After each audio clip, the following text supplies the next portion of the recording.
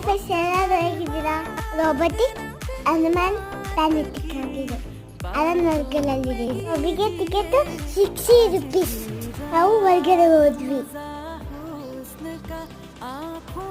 ನೋಡಿ ಎಲ್ಲ ಆನೆ ಇದೆ.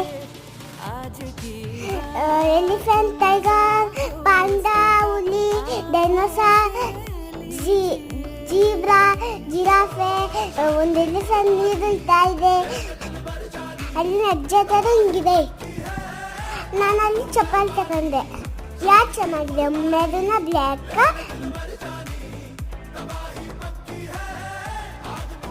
ನೋಡಿ ಒಳಗಡೆ ಇಷ್ಟೊಂದು ಆಟ ಆಡ್ಬೋದು. ಹೊರಗಡೆ ಇಷ್ಟೊಂದಿದೆ. ನೀವು ಹೋಗಿ ಬನ್ನಿ, ಚರ್ಚ್ಬೋದು. ನೀವು ಹೋದ್ರೆ ಪ್ಲೀಸ್ ನನ್ನ ಚಾನಲ್ ಸಬ್ಸ್ಕ್ರೈಬ್ ಮಾಡಿ, ವಿಡಿಯೋ ಲೈಕ್ ಮಾಡಿ.